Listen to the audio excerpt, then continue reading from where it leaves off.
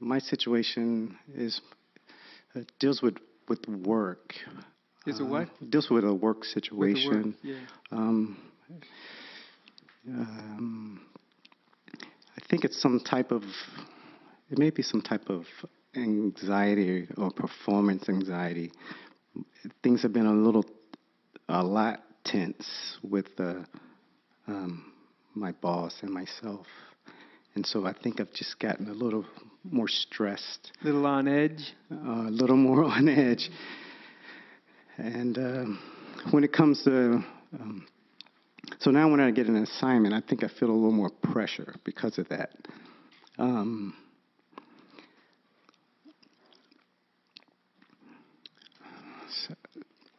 And it's almost a frozenness, like similar to what the woman was talking about earlier. But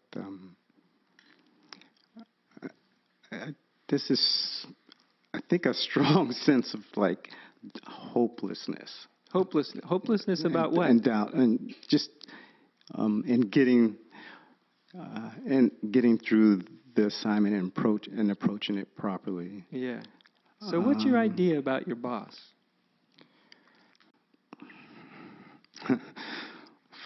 Funny you asked that. My boss, fill in the blank. By the way, we have you to know, I'm the only one on video.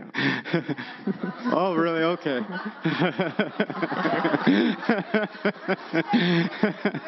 Your voice is on. I'm the one on video. I think. Well, I don't know. It just comes across as maybe a very difficult,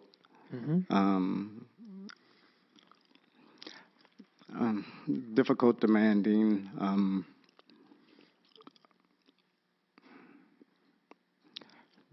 unforgiving. Well, let's start with unforgiving. Unforgiving, difficult, demanding, unforgiving. Okay. How would you describe yourself?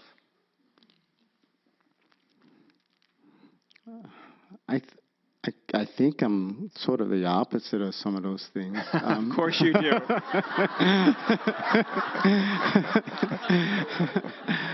You would like to think so, wouldn't you? Yeah. I don't know. I think I'm a little more easygoing. You don't appear to be. You're just saying that, right? No.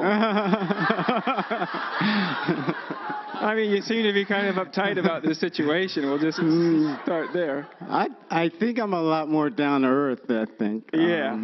Yeah. That's what I imagine hope so. I am. Yes, you hope you are. Yes. Desperately. No, really. I know. I know you really, really see yourself that way. And I'm not even arguing with there's a part of yourself that is that way. Yeah. Let me suggest something to you to cut through this pretty quickly. And I may be cutting through this so fast it may not even be of any use to you. I don't know. It's okay. The bottom line is, when you can see in yourself what you see in your boss, I know, and you can cop to it inside yourself. Say it again. When you can see in yourself the negative things that you're seeing in your boss, when you can see them in yourself, really see them in yourself, and admit that they're there. I don't mean that that's the totality of what you are, right? I'm not suggesting that. Right. But I'm suggesting when you can see those same qualities in you that you have a trouble with in another, when you can see them in yourself and really admit to them that they're there, you will have gone 95% of the way to the resolution of your conflict.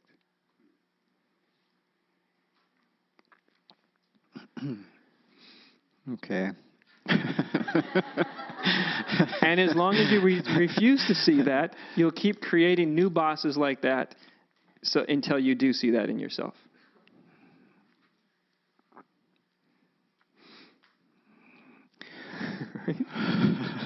I told you that was a shortcut. Okay. Right? Yeah. Because look, we all have, we're all infinite, okay? We all have infinite amounts of qualities, capabilities, capacities. We can be infinitely good and infinitely bad. And everything in between. That's what being infinite means. Capacity of infinite goodness, infinite badness, right? And the difficulty is anything in ourself that we have not acknowledged, we tend to manifest it all around us. So you think I'm you think I'm convinced that these things only exist in my boss and not in you? And not in me. Yeah.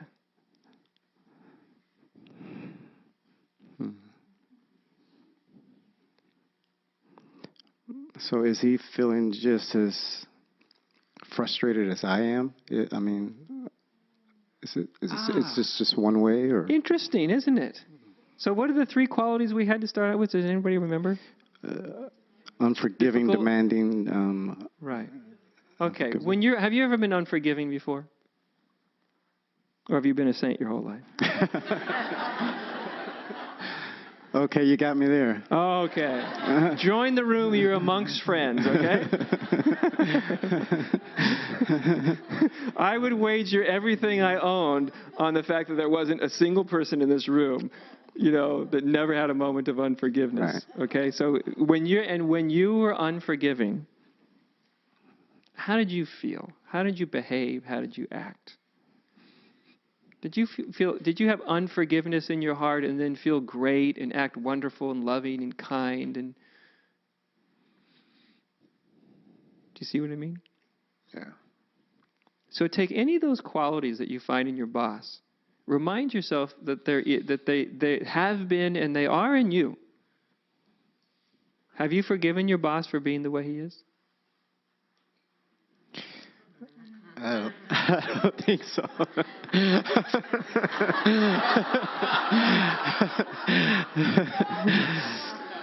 And how does it make you feel? Yeah. You follow me? Yeah. Because you see, you can't change him. Right? You can't change him. And you can't change him, especially when you're trying to change him. Have you noticed that about anybody? They don't change as long as you're trying to change them. But there's often something pretty magical and unexpected that happens when you stop trying to change them. You can't predict what will happen, but something happens. You see, so do you follow me? What's going to happen? What's that? Okay, so what's going to happen if I just... You find out. I don't know what's going to happen. Okay. I wouldn't pretend to know what's going to happen. Yeah. But I'll tell you, whatever happens is going to be a hell of a lot better than what's happening now. Truth is good all the time, 100%. Doesn't mean you'll like it, though. Mm-hmm. Some people don't like good. Do you see what I'm saying? Yeah. So, because you follow what I mean now. When you take this little thing of unforgiveness, see, because we're all taught this, my friend, all of us, right? Mm-hmm. We're taught. I have a problem. Everybody, who hasn't had a problem with their boss, right? And then you see your boss a particular way, right? And my problem is that my boss is this way, right? That's my problem. Mm-hmm. And so you see that, and you keep putting your problem out there. Right? But somehow when you can turn that around and everything you see out there that you can see is in here. My boss is very unforgiving. And you go, that's a pretty damn unforgiving thing to say. You see what I mean? I'm not forgiving him for being who he is. Right? I'm not forgiving him for being demanding of me. I'm not forgiving him for being hard on me. I'm not forgiving him for being who he is. If I'm not forgiving him, what right do you have to ask him to be forgiving of you? Do you see? It would be nice if he started, I guess. Wouldn't it?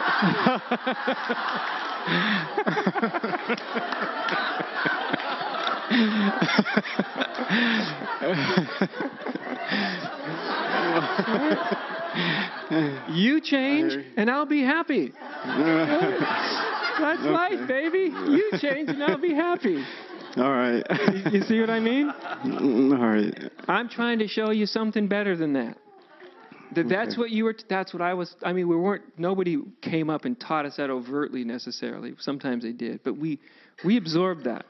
People in this room, almost everybody in this room, maybe everybody, we absorbed that, right?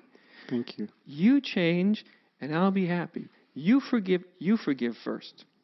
You're blaming me. You stop blaming first, and then I'll stop blaming you for blaming me. You forgive me, and then I'll forgive you. Hell, it's easy to forgive somebody that's forgiven you, isn't it? Okay. You see when we take it upon here, this is where it starts, isn't it? This is what it really means to be a real being, right? It's like, not only do I not have to wait for somebody else, because that's to put my happiness always in somebody else's hand. That makes you resentful, right? Anybody. When you put your happiness in somebody else's hands, you're going to resent them. No, because no matter how good they are, you can marry the soul mate that you always dreamed of, and there's going to be moments when that person is not going to make you happy. And if you've put your happiness in their hands, you're going to resent them. And when you have the courage to take it back and you realize it doesn't work that way, that's a terrible way to move through life. Okay.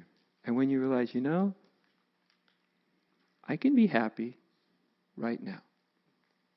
I can be happy before you change. I can forgive you before you change. Forgiveness after you've changed isn't forgiveness at all, is it? Okay. I'd be like Jesus going, forgive them because they took me down from the cross and treated me really nice. It's like, no, forgive them. They're killing me and they don't know what they're doing, and nobody acts like this when they know what they're doing, right? When they're conscious. Okay. So that's us too. So when you take it upon yourself, you'd start to discover the key to your own happiness. Whatever you want somebody else to do, beat them to it. Do it first. Right? Okay. Thank you very much. You're very welcome.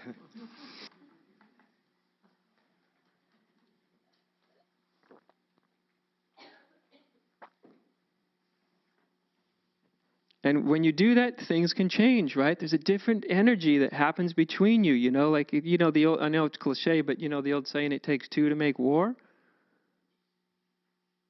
When you're not in war, the energies change. You don't know how it will happen. I'm not saying, he'll come to you on his knees and go, thank you, you're the most wonderful employee I ever had. I felt the forgiveness that coming out of your heart, and God, that was beautiful, I've seen more surprising things than that happen, but I'm not suggesting that that's the way it will happen. I'm just saying that the dynamic will change. That I can guarantee you. It will change. And a clarity will also come to you.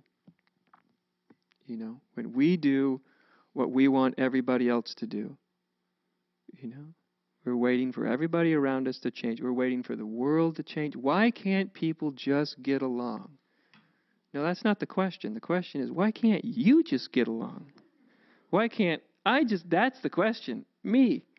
As long as it's out there, then you and I are doing what everybody else, because everybody else is going, hey, why can't you get along? Why can't you get along? I can't. Do you see what I mean? When that kind of comes here, then you go, oh, why can't I? That's a good question. Why can't I get along? What is it in me that can't get along? Can I look at that? Because the mere pointing of a finger and asking it of somebody else means we're not getting along with them. You see? Why can't I do that?